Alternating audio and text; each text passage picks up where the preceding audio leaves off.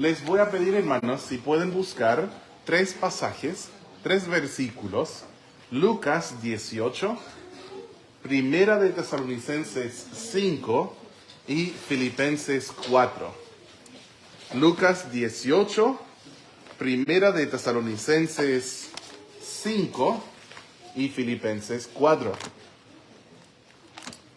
Estamos viendo a 3 pasajes. Si puedes dejar un dedo en cada uno, empezaremos en Lucas. Lucas 18, Primera de Tesalonicenses 5 y también Filipenses 4. No sé por qué dije Tesalonicenses antes que Filipenses. Bien. Ok. Vamos a empezar en Lucas 18, el versículo 1.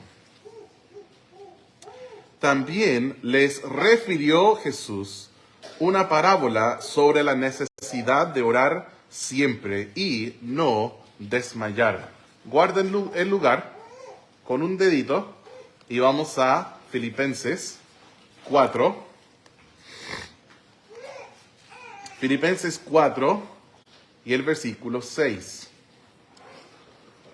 Dice: por nada estéis afanosos, sino sean conocidas vuestras peticiones delante de Dios en toda oración y ruego y con acción de gracias.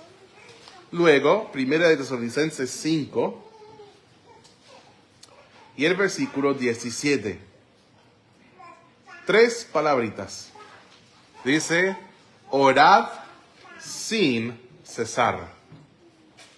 Tenemos aquí, hermanos, claramente revelado en la palabra de Dios que es su voluntad que nosotros oremos siempre, Lucas 18:1, y sin desmayar.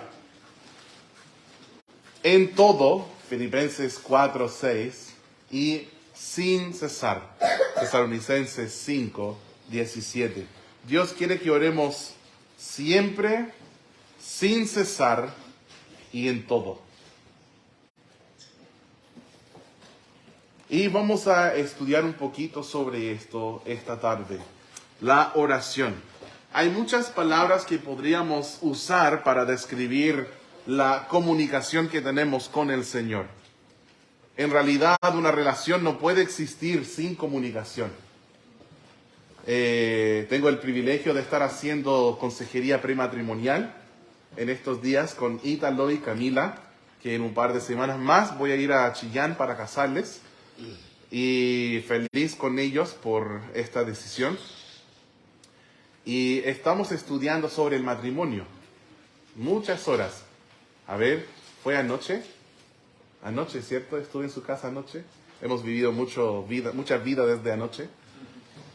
Estuve con ellos estudiando unas 3 horas aproximadamente sobre el matrimonio. Y luego el viernes vamos a hacer la última sesión. ¿Por qué? El lunes ya están viajando. Y yo les dije que según algunos libros que he leído, algunas estadísticas que he visto, que una de las razones principales que la gente dice por qué su matrimonio terminó en divorcio es por la comunicación. La falta de o la mala comunicación. La comunicación es muy importante. Yo sé que hay algunas amistades en el mundo, en tu vida quizás, como en la mía, que si no hablan por 10 años y de pronto se ven, es como que no pasó ni un segundito. Y la amistad está tal cual. Amistades así son muy raras y difíciles de tener. Yo tengo algunas en mi vida, quizás tú también. Pero casi toda relación en la vida, si no hay comunicación, se va empeorando o destruyendo. Y nosotros con Dios, hermanos, tenemos una vía de comunicación, que es la oración. Y Él nos quiere escuchar. Si Él no nos quisiera escuchar, ¿por qué nos diría que oremos siempre, en todo y sin cesar? Es su voluntad que oremos constantemente. No hay ningún asunto que para Él no sea importante. ¿Para qué está orando de esto? No, ¿cómo me va a pedir por algo tan pequeño o insignificante? No, el Señor quiere que oremos. Aunque sepa todo lo que vamos a decir, aunque sepa todos los deseos de nuestro corazón mejor que nosotros mismos, aunque Él sepa lo que necesitamos mejor que nosotros mismos, Dios aún así te quiere escuchar. En los mejores momentos de tu vida, Dios te quiere escuchar. En los momentos más bajos, complicados de la vida, Dios te quiere escuchar. Pienso en Pablo y Silas cantando en la prisión. Dios te quiere escuchar en todo momento. Yo pienso en cuando Pedro fue detenido en el libro de Hechos y habían matado a otro apóstol. Y la iglesia oró sin cesar por él. Y Dios lo libró milagrosamente. Nosotros necesitamos orar. Hay muchas palabras en la Biblia, verbos que encontramos para describir nuestra comunicación con el Señor. Una que es la más común es la palabra orar. Yo les recomiendo no usar la palabra rezar.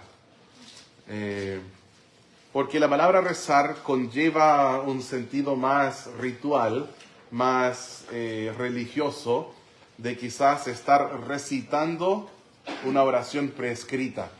En cambio, la oración es una forma general que usa la misma Biblia para describir nuestras oraciones. También dice la palabra confesar. Debemos confesar. ¿Cómo lo hacemos? Hablando con Dios. Sea aquí en los pensamientos, o sea en el corazón, o con la boca en voz alta. Puede que estemos con otros o que estemos a solas, orando al Señor. Quizás ni salen palabras de la boca, pero como Ana estamos moviendo la boca, de tal manera que el hombre de Dios pensó que ella estaba borracha. Lo importante no es necesariamente cómo lo haces, de pie, arrodillado, postrado, acostado, ojos cerrados, cabeza inclinada, ojos abiertos, cabeza para arriba, antes de una comida, después de una comida, cuando te levantas, cuando te acuestas, durante el día, mientras vas conduciendo con los ojos abiertos, por favor. No importa cómo lo haces, lo que importa es que lo hagas. Y que estés en una comunicación constante con el Señor.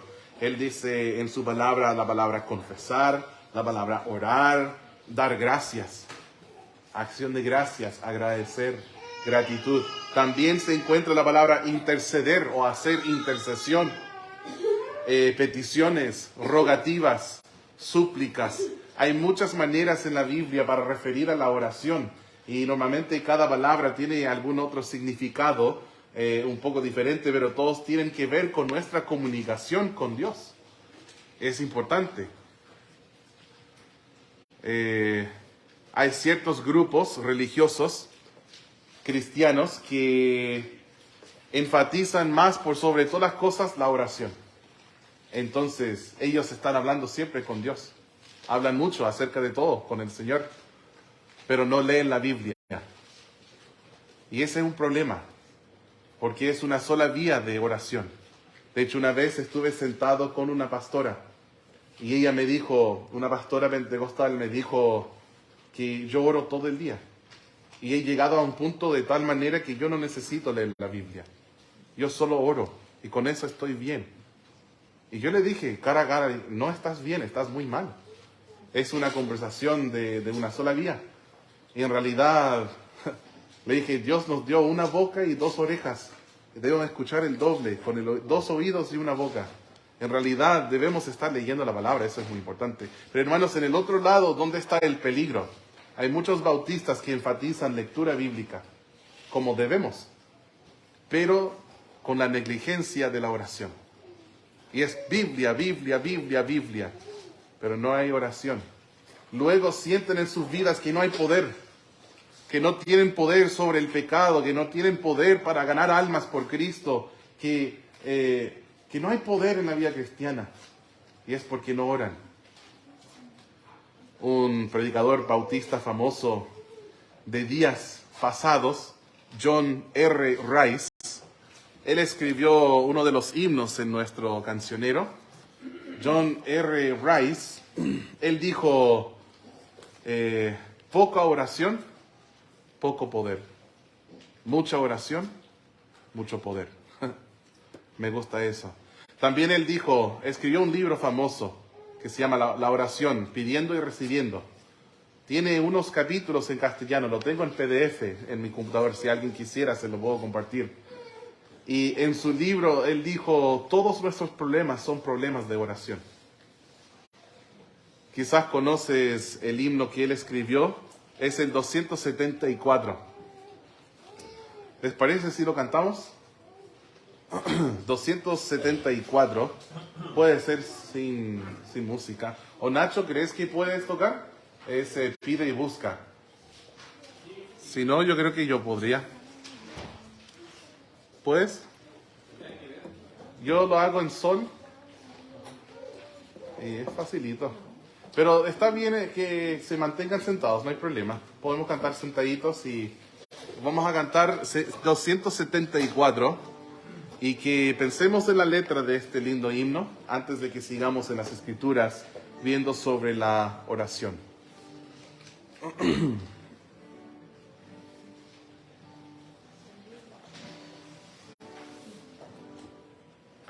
¿Quieres que yo toque? ¿O okay? Sí. Va a ser mucho mejor que lo hagas tú. Sin duda.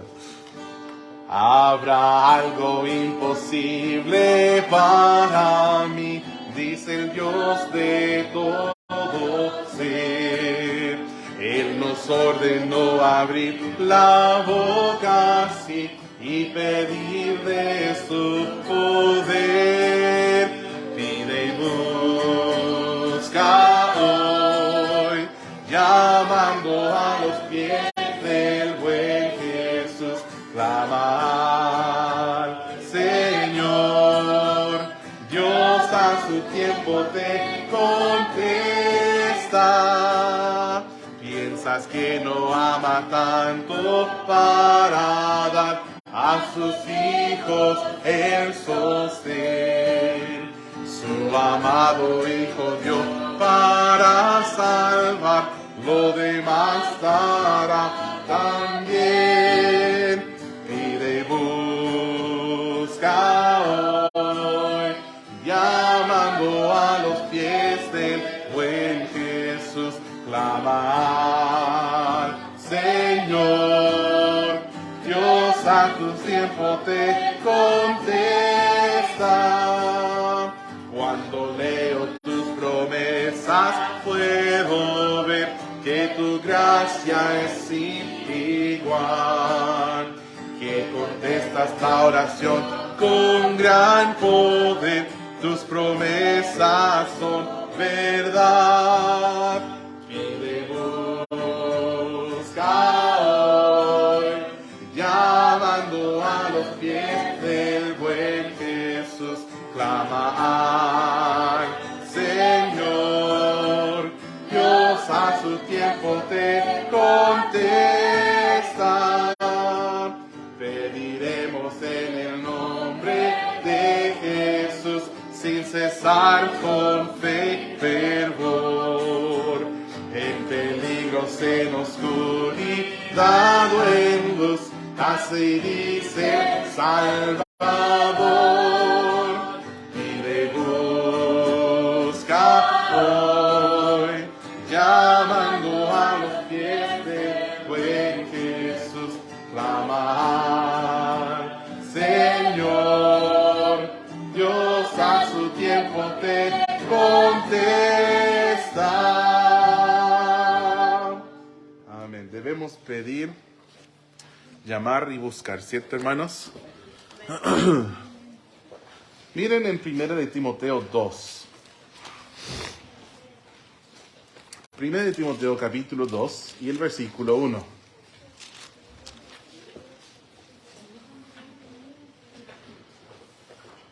En 1 Timoteo 2, versículo 1, dice así: exhorto ante todo a que se hagan rogativas, oraciones, peticiones y acciones de gracias por todos los hombres, por los reyes y por todos los que están en eminencia, para que vivamos quieta y reposadamente en toda piedad y honestidad. Es interesante que diga exhorto ante todo. O sea, antes que cualquier cosa, así se encuentra esta frase, antes que cualquier cosa, exhorto esto. Y es interesante porque si tú lees Primera de Timoteo, y el capítulo 1, la exhortación a orar en el capítulo 2, versículo 1, no es la primera exhortación en el libro. Entonces él no está diciendo, antes que cualquier otra cosa en orden cronológico, quiero dar esta exhortación. No, está hablando de prioridad, de algo que ha de ser primero, ante todo en tu vida, la oración. Normalmente una reunión de oración de una iglesia no se asiste mucha gente. Si hay un asado, aparecen 100. Para la reunión de oración, 10. Gracias al Señor, aquí somos muchos más para nuestra reunión de oración. Y me da gozo saberlo. La oración es importante, necesitamos estar orando. Pero no solo de forma corporal como iglesia, necesitamos tener oración diariamente para que nuestras vidas no sean vacías de poder, sino que seamos llenos con el poder del Señor. Y así tener una comunión íntima con Dios, caminando con Él cada día, hablando con Él, escuchando de Él en su palabra, la lectura de la Biblia, siempre manteniendo, hermanos, ante todo, la oración. Vayan conmigo a Mateo 7. Quiero buscar a Mateo 7. El libro de Mateo es el hogar de, en mi opinión, el mejor sermón predicado en toda la historia. Ahí son 3 capítulos, vayan a Mateo 7, por favor. Mateo 5, Mateo 6, Mateo 7, también este sermón, o quizás otra versión del mismo sermón, se encuentra en el libro de Lucas, pero aquí en su forma más larga, también es el sermón más largo escrito en la Biblia, y es un sermón que tiene mucho que ver con nuestra relación con nuestro Padre Dios. Cuando estudias el Sermón del Monte, considera esto tu relación con el Padre. Y busca todas las referencias al Padre en Mateo 5, 6 y 7. Con esto en mente, el contexto de la relación paternal que nosotros tenemos con el Señor, vamos a leer 5 versículos, Mateo 7, 7, hasta el versículo 11. Dice, pedid y se os dará. Buscad y hallaréis. Llamad y se os abrirá. Porque todo aquel que pide, recibe. Y el que busca, halla. Y al que llama se le abrirá. ¿Qué hombre hay de vosotros que si su hijo le pide pan, le dará una piedra? O si le pide un pescado, le dará una serpiente. Pues si vosotros, siendo malos, sabéis dar buenas dádivas a vuestros hijos, ¿cuánto más vuestro Padre que está en los cielos dará buenas cosas a los que le pidan? Hermanos, cuando lees este pasaje, no lo malentiendas pensando que tú eres un señor y Dios es tu esclavo. Y tienes que decirle, decretándolo, en el nombre de Jesús tienes que darme un nuevo auto. No, este pasaje no está hablando de esto. De hecho, para mí me da pena a veces escuchar a la gente orar y le gritan a Dios como mandones, diciéndole cómo son las cosas. Y hermanos, es mejor que nosotros temblamos en reverencia ante el Señor. Nunca te creas mucho, porque eres polvo. No eres nada. Tu carne es como la flor del campo, como la hierba en el campo, que hoy está y mañana no. se quema.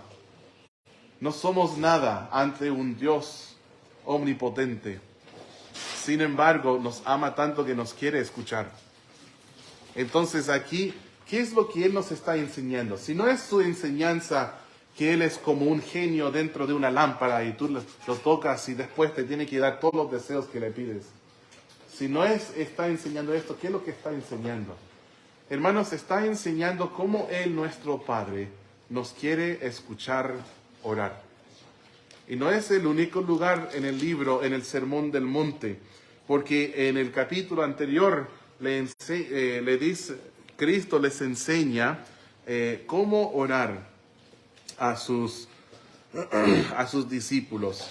Y nuestro Padre sabe de qué cosas tenemos necesidad antes de que le pidamos. Y aún así quiere escucharnos orar. Entonces, ¿de qué se trata Mateo 7 al 11? Dios escogió a la oración como su manera divina para que nosotros consigamos nuestras peticiones delante de Él. Y Él escogió la relación íntima con Él y el caminar en rectitud y en santidad como el método para ir moldeando nuestros corazones para que, deleitándonos en Él, nuestros deseos se conformen a los deseos que Él tiene. Para que le pidamos en el nombre de Jesús.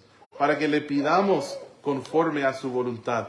Para que Él se agrade en darnos lo que le estamos pidiendo. Dice, pedid y se os dará. ¿Sabes? Uno de los grandes problemas en la oración, en mi opinión, es el problema más grande que hay. Según su opinión, hermanos, en la vida cristiana, ¿cuál es el problema mayor en cuanto a la oración? ¿Alguien tiene alguna opinión? Es solo opinión, así que no creo que haya una respuesta equivocada. Después les voy a dar cuál es mi opinión. En una de esas compartimos la misma opinión. ¿Qué opinan ustedes, hermanos, en cuanto a la oración y la vida cristiana? Problemas de parte nuestra. ¿Cuál es el problema mayor acerca de la oración? ¿Olivia? La falta de. ¿Qué iba a decir Juan? Centrar la oración mucho en uno. Egoísta. No hacerlo, egoísmo. ¿Pati? La calidad. La calidad. Poco tiempo. Poco tiempo. ¿Alguien más? ¿Luis levantó su mano? Sí. Bueno, la oración, podemos orar. No orar. Sin fe. Orar sin fe. La constancia. No perseverar en la oración. ¿Eso quieres decir con constancia? ¿Sí? Ajá. Sí. Cuando lo dices, pero no lo sientes. Oraciones falsas. Muy bien. ¿Alguien más quería decir algo?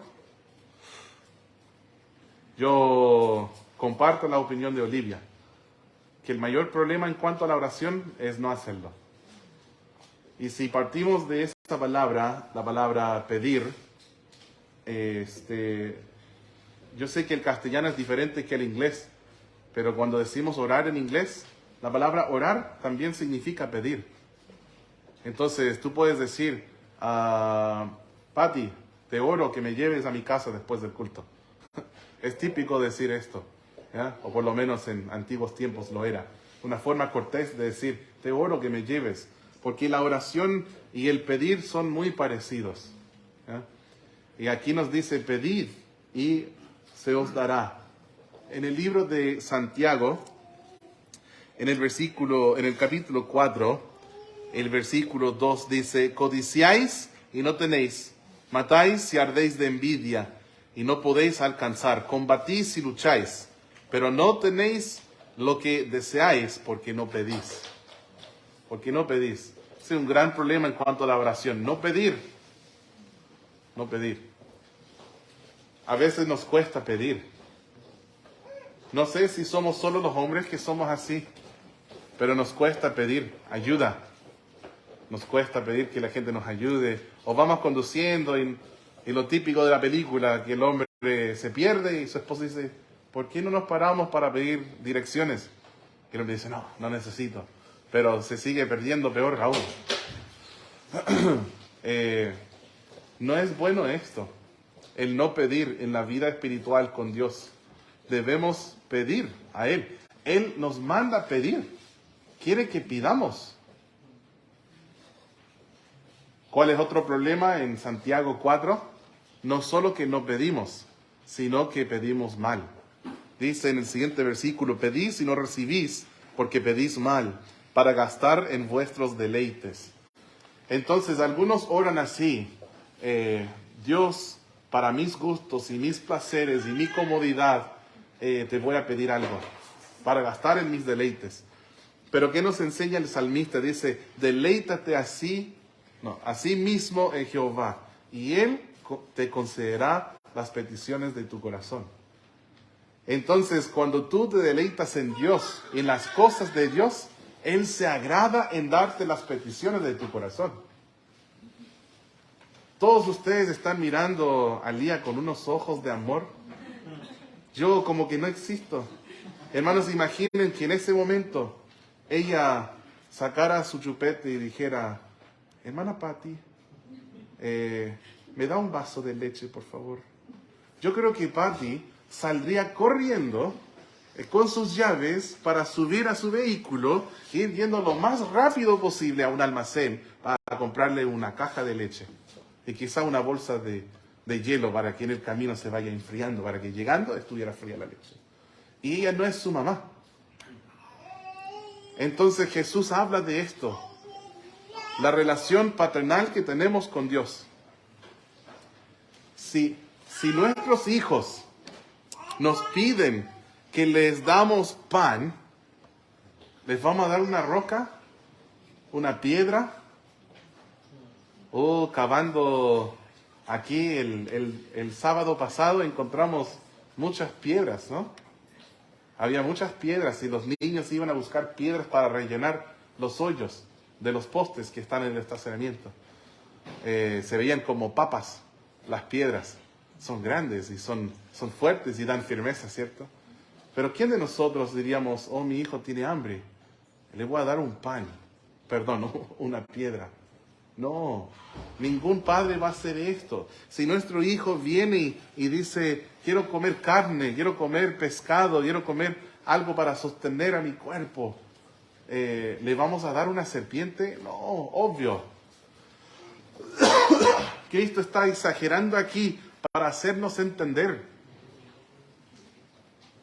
Él nos dice pedir, nos dice que llamemos y nos dice que busquemos, porque vamos a hallar, se nos va a abrir la puerta, que se nos va a dar. Y Él dice, de la misma manera, nosotros, si nuestros hijos nos piden cosas, les vamos a dar buenas cosas. La palabra que Él ocupa es la palabra dádiva. Imagínense, mañana está de cumpleaños mi hijo. ¿Creen que le tengo un regalo? Sí, pues. Hace mucho tiempo estaba pensando sobre eso, su regalo. Le voy a dar una piedra y una serpiente. Le voy a dar brócoli. No, sería un mal regalo, sería demasiado bueno porque le gusta el brócoli. Le voy a dar hígado y cebolla para su almuerzo. Le tengo un regalo, un buen regalo. Y la Biblia dice, ustedes saben dar buenas dádivas, buenos regalos. Y nosotros, hermanos, somos malos.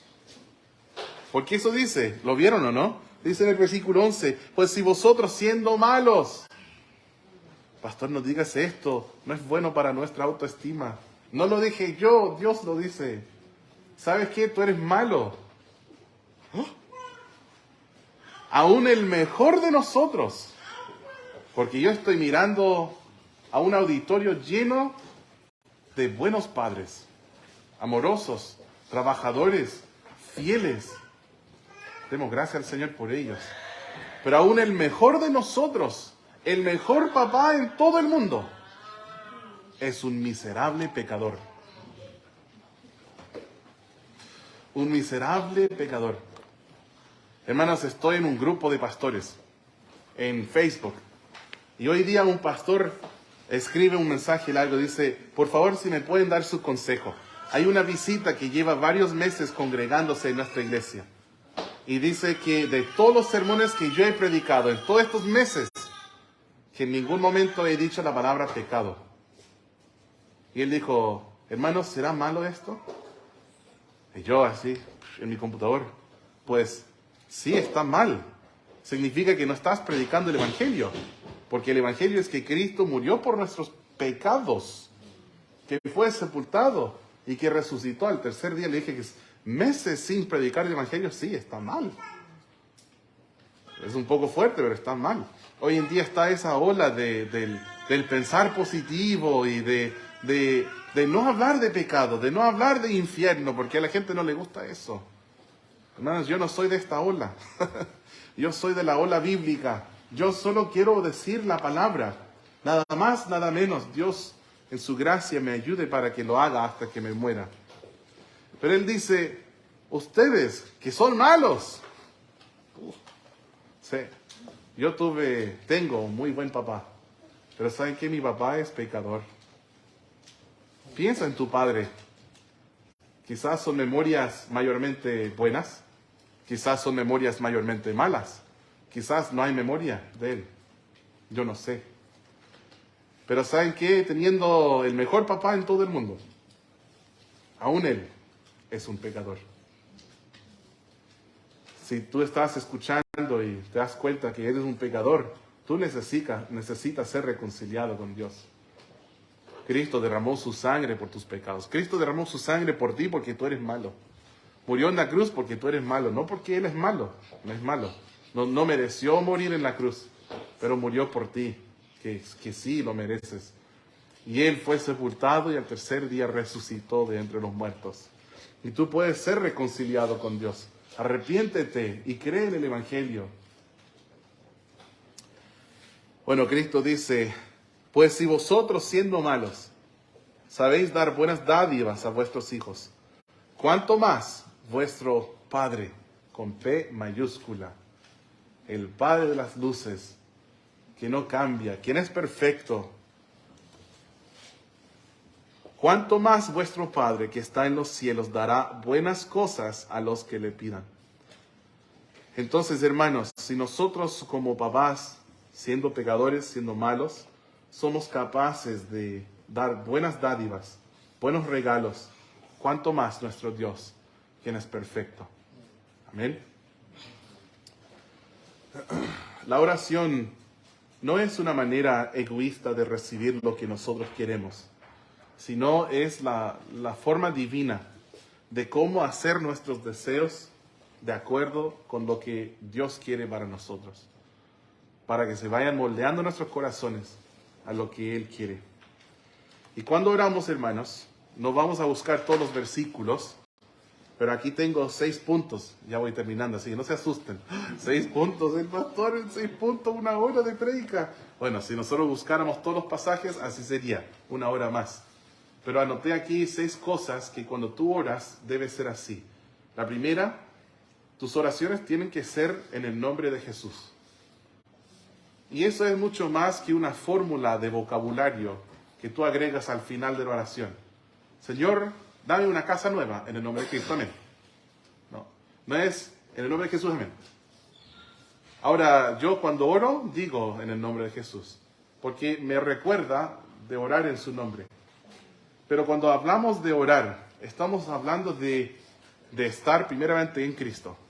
Debes ser hijo de Dios, debes estar en Cristo, una nueva criatura. Pero cuando oras en su nombre, significa que lo puedes hacer en honor de Él. Si no es algo que Cristo quisiera, no lo puedes hacer en su nombre.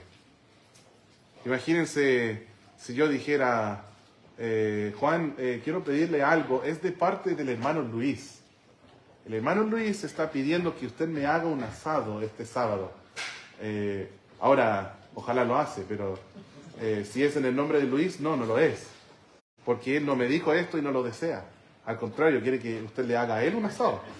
Pero mejor esperen hasta octubre, porque con los valores de la carne, entonces, cuando nosotros oramos y pedimos en el nombre de Jesús, es pedir a Dios algo que Jesús mismo pediría.